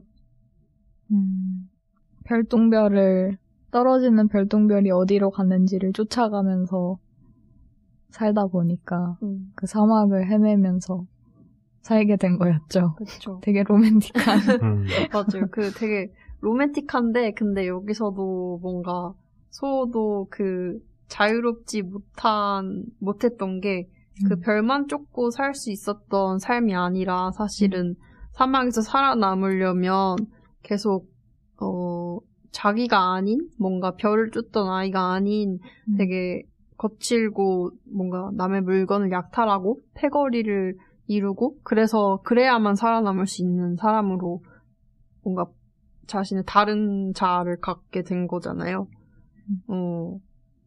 그래서 뭔가 소호를 생각할 때 이목백이나 수련 또 소룡과 다르지 않다? 뭔가 이 네 명의 캐릭터가 자기가 원하는 게 있지만 또 맞아. 뭔가 그걸 못하게 하는 그런 시스템이 있으니까 다른 자아를 가지고 살아간다? 이런 점에서는 되게 소호도 벗어날 수 없었던 것 같아요. 저는 그리고 그 별똥별 대사 관련해서 마지막 장면 엮어서 나물 씨가 얘기해 주신 것도 참 슬펐어요. 맞아. 네, 맞아요. 왜냐면 소룡이 약간 저는 또 소호가 너를 찾았으니까 이제 너가 내 별이니까 이런 식으로 갑자기 인소 같네 약간. 그렇게 얘기한 장면이 있었는데 마지막 장면에 가면 소룡이 이제 약간 투신 하잖아요. 근데 네. 그런 거 자체가 소룡은 룡인데 승천하지 못하고 추락했다는 것도 그렇고, 추락하는 별똥별, 또 다시 별똥별이 추락하고, 그냥 소호는 그 별똥별의 흔적을 쫓아서 또 돌아다니면서 살겠구나, 이런 생각을 했던 것 같아요. 근데 안개 낀 산에서 뛰어내리면 찾을 수 없다던데. 그러니까요. 약간 이 대사랑도 엮이면서. 그쵸. 여운을 주는 인물이죠. 되게 저 사람 삶도 참 슬프다. 여기 있는 사람 삶이 다 슬프네요. 네. 그러니까, 등장하는 진짜. 5캐릭터가 다.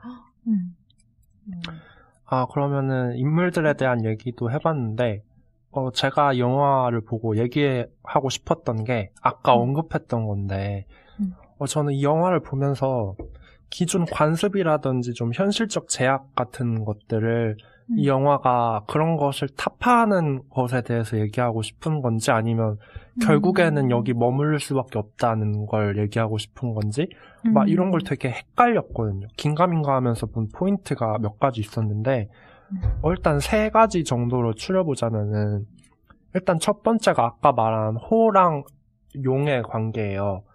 그래서 어떻게 보면은 호는 부모님이 정해주신 정략 결혼 이런 관습에서 타파해서 자기가 진짜 주체적으로 선택한 그런 소호와 함께 사랑을 하고 싶어하는 이런 관습을 타파하는 인물이라고 볼 수도 있지만 다른 한편으로는 이 둘의 사랑에 빠진 과정을 보면은 또 아까 제가 말한 그런 포인트 캐릭터들이라든지 이런 거에 대해서 과연 소룡이 주체적으로 사랑을 찾았다고 할 수 있는 건지에 대한 의문이 남는 게 있었고, 또 두 번째 포인트는 이제 여성과 남성의 무림에서의 위치에 대한 건데, 아까 말했듯이 푸른 여우란 캐릭터도 그렇고 여성은 무림에서 뭐 큰 위치를 가질 수 없다 이런 뉘앙스가 영화 내내 깔리는데, 이거를 타파하려는 듯이 리무바이가 말을 하잖아요. 소룡한테 너는 내 제자가 되라. 여성이지만 근데 여기서도 꺼림칙한 면이 뭐냐면, 뭐 너는 특별한 예외다. 뭐 이제부터는 여성을 받겠다도 아니고 너는 특별한 예외다 라는 대사를 한 거랑 결국에 제자로 받아들이지 못하잖아요. 결국에 실패한 거? 이거에 대해서 꺼림칙한데? 라는 생각을 했었고, 또 마지막 세 번째 포인트는 리무바이랑 수련의 사랑도 아까 배 씨가 잘 설명을 해주셨는데, 이 둘이 서로가 마음이 있지만 예전에 수련의 약혼자의 관계라던가 이런 무림에서 신의를 얼마나 중시하는지, 아니면 우리 둘이 사랑을 시작하면 얼마나 수군될지 막 이런 것들 아니까 이들이 되게 사랑을 감추는 것처럼 보였어요. 그래서 이걸 타파하려고 둘이 이제 사랑이 이루어지나? 했는데 결국에는 또 둘이 행복하게 사랑을 확인하고 살 수 있는 그런 환경은 주어지지 않잖아요. 그래서 저는 그냥 이런 세 가지 포인트를 보면서 계속 고개를 이렇게 했던 것 같아요. 뭘까 감독님이 전하고 싶었던 메시지가? 이런 생각을 했던 것 같아요.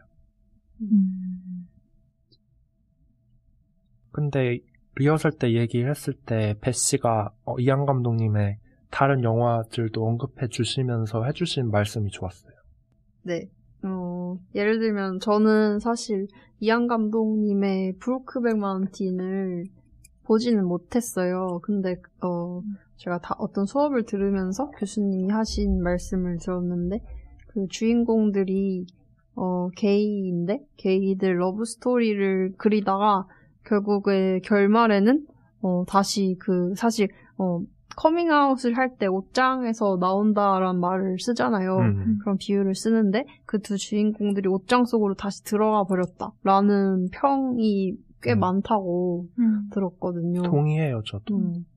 그래서 뭔가 자신의 욕망이 있는 캐릭터들, 그리고 그 욕망과 좀 반대되는 뭔가 사회 규범들이 있으면 주인공들이 그 사이에서 엄청난 갈등을 하다가 그 새로운 세계로 돌파하지 못하고 뭔가 그 사이에 낀 채로 존재하고 있는 그런 영화들이 좀 많은 것 같다. 뭔가 이한 감독이. 근데 저는 사실 브로크백 마운틴밖에 네. 못 봐서 네, 결혼 피로연이라든지 다른 영화에서는 어떤지 잘은 모르겠어요. 근데 좀 비슷한 측면이 있는 것 같아요. 그러니까 확실히 어떤 시스템을 전복시킨다거나 그런 식으로 나아가진 않고 오히려 그것과 갈등하면서 그냥 뭔가 개인의 내면이라 해야 되나? 갈등하는 국면들?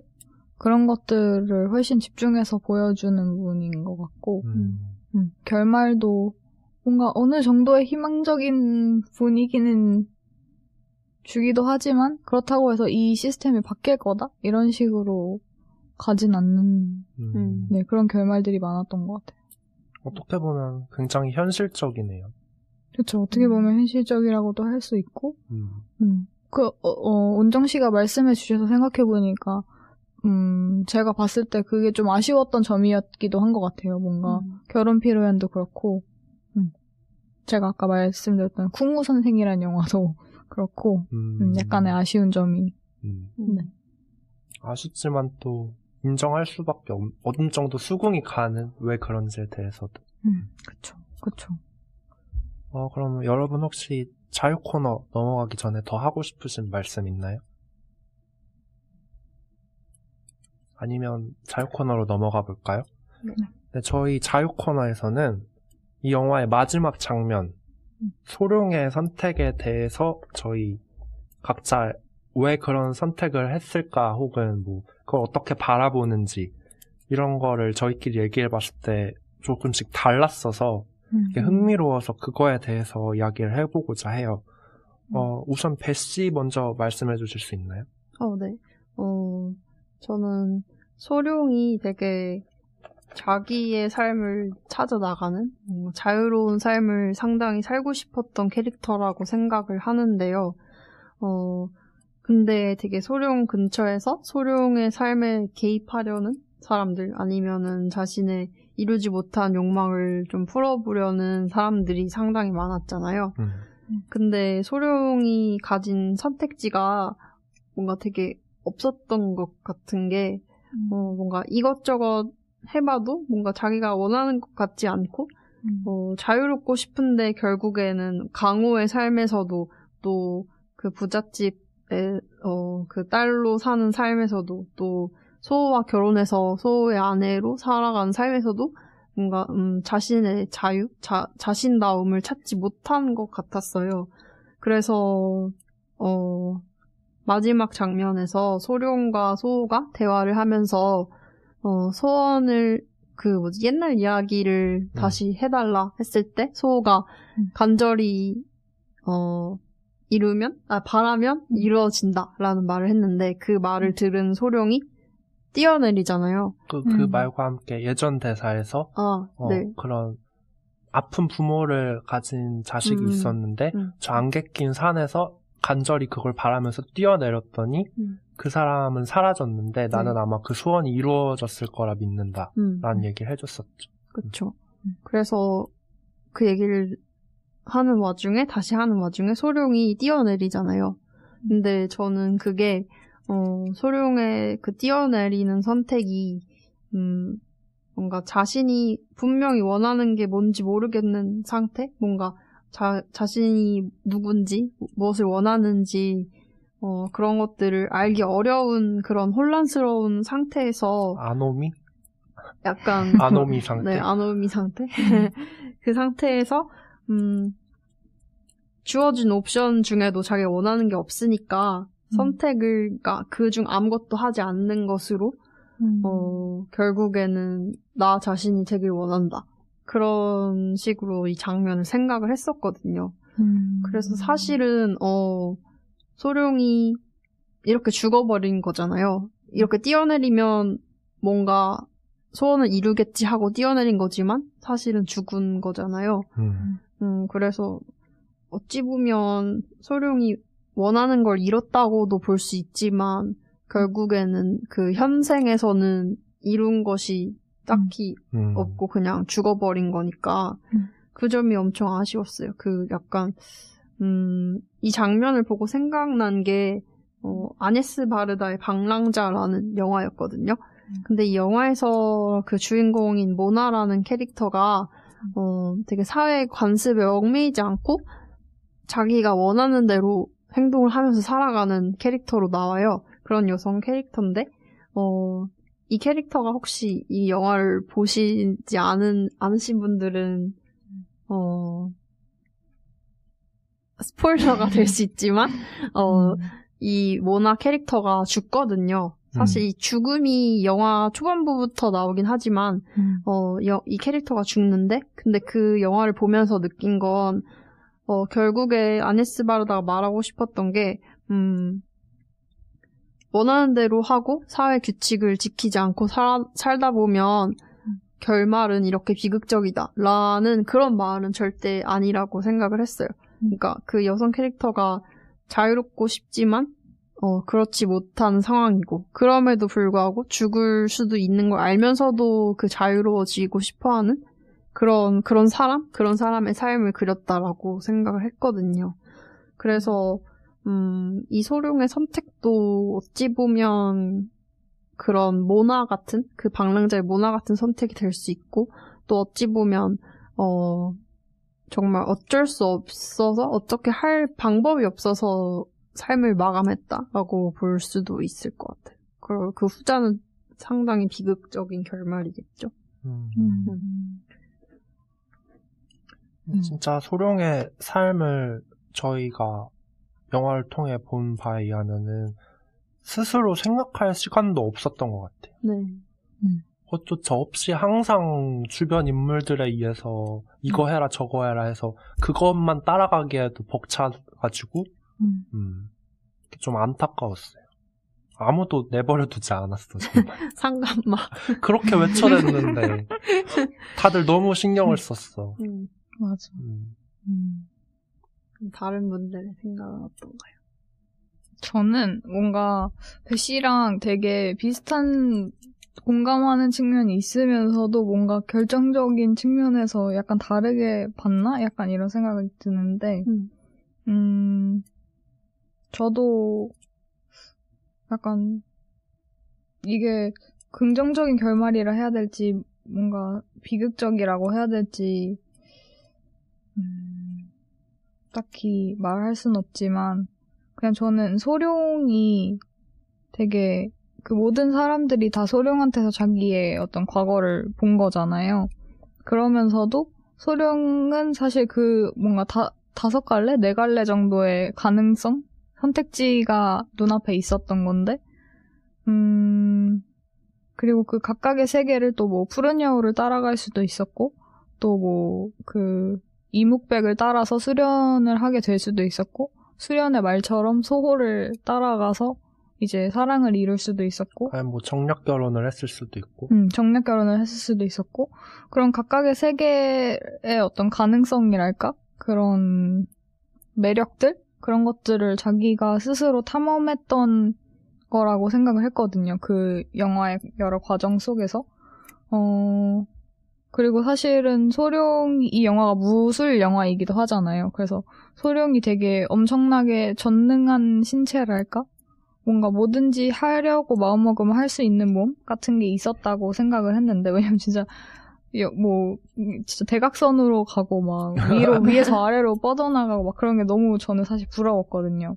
근데 그런 식으로 뭔가 할 수 있는 능력을 응축한 몸을 가지고 있음에도 불구하고, 그리고 충분히 그 가능성들을 실현할 수 있었음에도 불구하고 결국에 마지막에는 하지 않는 거? 그것들 모두를 하지 않는 선택을 내렸다는 점이 저도 되게 신기하다고 생각했는데, 그게 저는 그 자기에게 얽힌 4사람? 5사람의 이야기를 다 미완으로 자기 안에서 완결을 지었다고 생각을 했었거든요.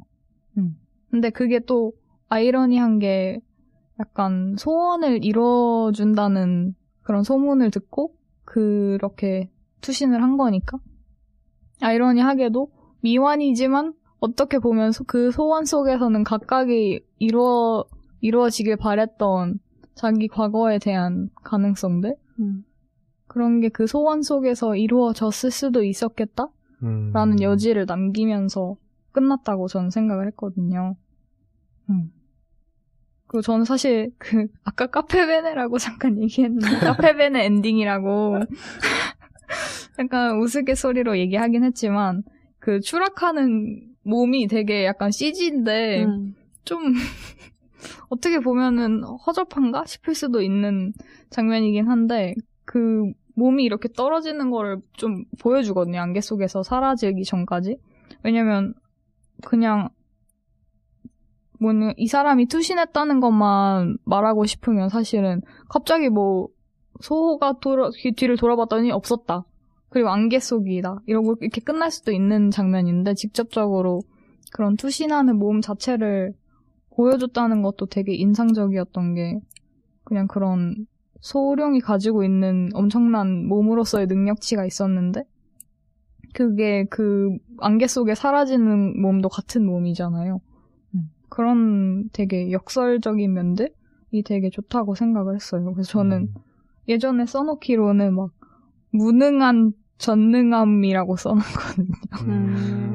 그러니까 뭔가 무능하게 됨으로써 최고로 전능해지는 단계?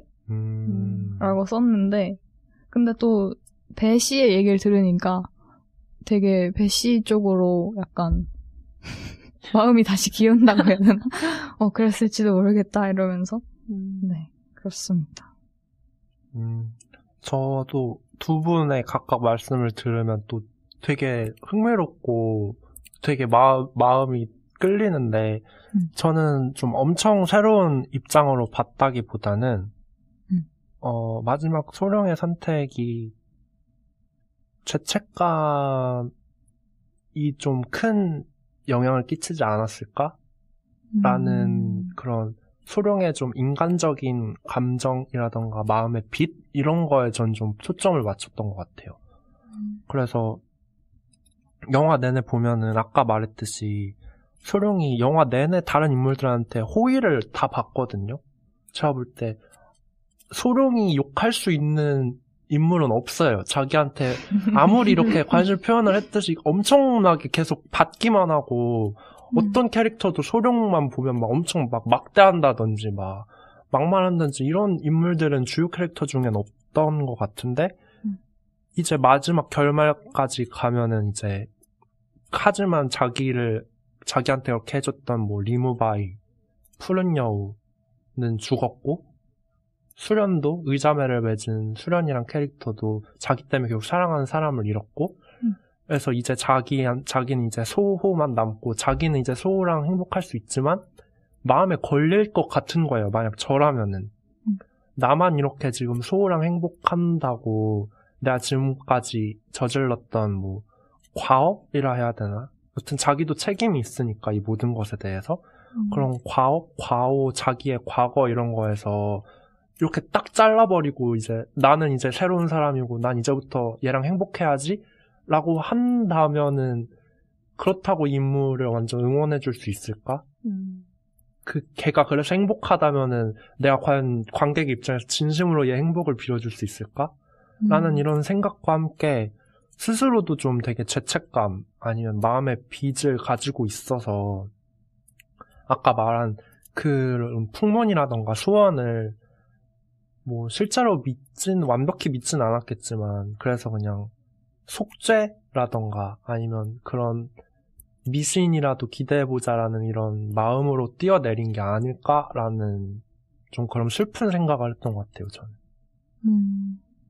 그래서 되게 주체적이고 뭐 미래 가능성이라던가 이런 걸 위해서라기보다는 그냥 죄책감? 이런 마음? 마치 뭐 시에서 마지막에 미자의 선택처럼 그런 류의 것은 아니었을까라는 생각을 해봤어요. 그래서 이렇게 셋 다 좀 다르게 본 것도 흥미로웠습니다. 그러네요. 역시 같은 장면 봐도 다 생각이 다르구나. 혹시 더 얘기하고 싶으신 거 있나요? 아니요. 아니면 다음 코너로 넘어가 볼까요? 네. 다음 코너는 그들 각자의 영화관입니다. 저희 각자에게 이 영화가 어떤 의미를 가지는지 알아보는 시간입니다. 저 먼저 말씀드릴게요. 저는 되게 소룡에 많은 공감을 하면서 이 영화를 봤었어요. 소룡이랑 푸른 여우 특히. 왜냐면 이 두 사람 모두 자유로워지고 싶은 사람들이었는데 여성 캐릭터이기도 하고 그래서 물론 소룡과 푸른 여우의 그런 행동들을 좀 뭐랄까 막무가내라고 할 수도 있고 또 좀 과하다라고도 할 수 있겠지만 저는 사실 이 두 사람의 행동들에서 엄청난 쾌감을 느꼈거든요. 그래서 좀 뭔가 저는 캡틴 마블 보면서도 엄청나게 강력해지는 느낌을 받았어요. 그러니까 좀 뭔가 물론 소룡과 푸른 여우의 결말이 좀 비극적이기는 하지만 근데 이 두 사람이 죽기 전에 했었던 행동들이 되게 무협 영화에서 주로 막무가내 남성 캐릭터들은 많이 나오는데 근데 막무가내 여성 캐릭터는 잘 안 나왔잖아요. 그래서 그런 자유를 즐기는 사람들이라는 게 좀 신선했고 새로웠고 뭔가 어쩌면 새로운 롤모델이 될 수 있겠다. 물론 그 죽음까지는 말고 그런 생각을 해서 이 와호장룡이란 영화가 어쩌다 보니 그러니까 뭔가 의도한 건 아닌 것 같지만 어쩌다 보니 페미니스트 영화가 되었다라는 생각을 했었어요. 그래서 되게 결말이 솔직히 제 마음에 들진 않지만 근데 그건 그냥 개인적인 바람에 다르다는 것 뿐이고 그 영화 그러니까 죽기 전에 이 캐릭터들의 묘사들이 상당히 마음에 들었어요. 나물 씨. 네. 저는 사실 제가 몸에 대한 얘기를 엄청 많이 한 것 같은데 영화 얘기를 하면서 그런 동경을 사실 가지고 있는데 저는 그것과는 반대로 사실 온정 씨 같은 유리몸이거든요. 저도 진짜 엄청 많이 다치고 이래가지고 몸 쓰는 것도 별로 좋아하지도 않고 몸을 쓰는 거에 대한 자신도 없고 이런 스타일이라 뭔가 그냥 머릿속에서 모든 걸 막 다 상상하고 그냥 그런 머릿속에 갇혀있는 걸 좋아하는 타입이에요, 사실은. 근데 그 반대 극부로 몸을 써서 생각하는 사람들을 볼 때 느끼는 어떤 부러움 같은 게 있거든요. 근데 이 영화는 확실히 그런 몸을 쓰는 사람들의 얘기였다는 생각을 해서 그 점이 저한테는 되게 깊이 와닿았던 것 같고 뭔가 특히 그 붓글씨 쓰는 걸로도 중간에 비유가 나오는데 진짜로 몸으로 글씨를 쓸 수 있구나 약간 이런 생각을 하면서 저희가 보통 뭐 생각하면서 글을 쓴다고 생각하지만 사실은 몸으로도 쓸 수 있는 거구나 이런 생각들을 되게 많이 했던 것 같아요. 네. 저는 솔직히 이 영화를 엄청 좋아하게 되진 않았어요. 영화를 딱 보고 나서의 감상이. 좀 그리고 줄거리도 아까 말했듯이 어떻게 보면 산만할 수 있는? 근데 이렇게 제가 마치 수업 시간에 하는 것처럼 클로즈 리딩처럼 이렇게 해보니까 그래도 다들 각자 의미가 있고 이런 연결을 위해서 감독님이 배치를 해두셨구나라는 생각이 들면서 그냥 무협 영화지만 그리고 물론 무협 장면들도 많이 나오고 물론 멋졌지만 그냥 그것보다는 이런 소룡의 입장이라던가 각자의 뭐 열망과 선택 이런 것들에 좀 더 집중하게 되는 그런 영화였던 것 같아요. 그들의 무협 액션보다 그들이 어떤 마음일까? 이런 걸 좀 더 집중해서 보게 된 그런 영화 같아요. 맞아요. 네. 그 나물 씨랑 원정 씨 말씀 때문에 생각나서 또 말씀드리고 싶은 게 그 감독님 인터뷰에서 이런 말씀도 하셨어요. 좀 이게 무협 영화인데 속도에 의존하는 액션보다 좀 아름다운 선을 중시하는 되게 뭔가 영화적 언어 같은 영화적 언어로 무술을 사용했다라고 말씀을 하셨거든요. 그래서 뭔가 되게 정말 싸움을 위한 싸움이 아니라 캐릭터들의 감정선을 보여주는 무술 씬들이 많았던 것 같았어요. 맞아. 그러면 이제 당신을 위한 영화관 코너로 넘어갈게요. 이 영화를 다른 사람에게 추천한다면 어디서 혹은 어떤 방식으로 보여주고 싶은지. 네, 이건 확실히 대나무 장면 때문에도 그렇고 되게 큰 화면으로 보셨으면 좋겠어요. 뭔가 진짜 그 압도감이 좀 중요한 것 같아서 되도록이면 큰 화면에서 볼 수 있다면 보시기를 권하고 싶고 맞아요. 무협 영화는 좀 큰 화면으로 봐야지 멋이 있죠. 영화에 또 뭐 사막 장면도 등장하고. 그쵸.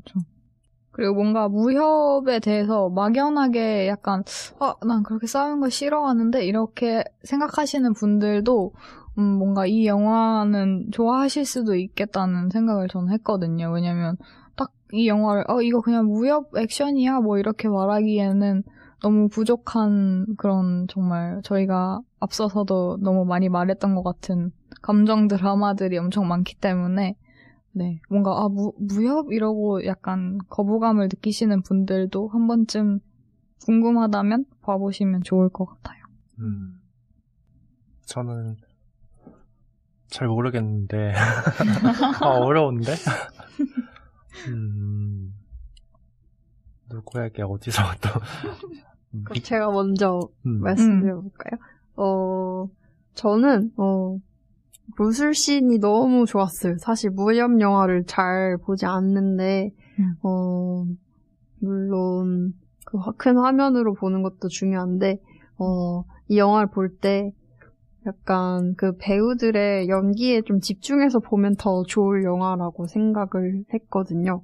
그래서 무술씬에서도 그 무술 장면도 정말 멋지지만 그 주인공들의 표정이나 태도 같은 것들이 더 눈에 들어왔었던 것 같아요. 예를 들면 소룡의 얼굴 표정이나 눈빛 그리고 그 뒷짐진 이목백의 그 포즈 같은 것들 그런 것들과 그 푸른 여우가 막 포효하는 소리 그런 소리들 그래서 무협 영화지만 보통의 무협 영화는 좀 랑은 많이 보진 않지만 많이 다른 것 같고 그래서 연기에 집중해서 보면 좋을 것 같다고 생각합니다. 그럼 저도 그냥 간단하게 비슷한 맥락으로 무협 영화 관심이 있는데 한번 입문해 볼까? 라는 분들이 보시면은 뭐 기존의 뭐 드라마 형식의 영화 이런 것들을 주로 보셨지만 이제 이런 것도 보고 싶으신 분들이 보면은 그렇게 큰 거부감 이런 거 없이 보실 수 있지 않을까라는 생각이 드네요. 네, 그러면 이제 얘기를 다 해봤는데 오늘 녹음 어떠셨나요, 다들? 저는 사실 제가 와우 장룡을 엄청 주장했잖아요. 그래가지고 좀 걱정이 되기도 했어요, 사실. 근데 두 분의 말씀을 또 들으니까 저랑은 또 다르게 본 면도 많고 또 더 깊이 봐주신 면들도 많고 이런 것 같아서 그래도 와우 장룡 하길 잘했다, 밀어보길 잘했다 이런 게 사실은 저의 마음입니다. 저는 다음 주에도 저는 참여하지 않지만 이한 감독님 영화를 하잖아요. 네. 그래서 그분들은 저희가 사실 이런 매화 나눈 대화들에 대해서 뭐 딱히 그러니까 방송을 통해 공유하지 막 톡방에서 다 같이 공유하진 않는데 그분들도 이한 감독님 영화를 보고 오늘 저희가 했던 그런 걸 느낄까? 이게 궁금해요 지금. 이거 아무런 저희 사전 토의 없이 그냥 자연스러운 감상에서 그분들도 그럴까라는 생각이 드네요. 네, 다음 주 방송은 결혼 필요 연애니까 많이 들어주시고 이번 주도 듣고 다음 주도 들으시고 비교해주세요. 저도 사실 와우 장룡 녹음에 대해서 좀 걱정을 했었는데 왜냐면 이런 영화를 많이 본 적이 없어서 저도 걱정을 했었거든요. 그래서 나물 씨가 엄청 빠져있는 모습을 보고 왠지 하고 싶어가지고 그냥 저도 덥석 하겠다라고 하긴 한 거였는데 근데 너무 감사하고 되게 이한 감독이 더 궁금해졌어요. 진짜 브로크백 마운틴은 꼭 봐주세요. 네, 볼게요. 진짜 좋아요. 진짜 봐야겠네요. 저도 결혼 피로연이라든지 다른 영화도 저도 봐야겠어요. 그래서 저는 이한 감독님을 좀 이해해보고 싶고 또 다른 무협 세계로 뭔가 문을 열은 것 같아서 좀 좋았어요. 네.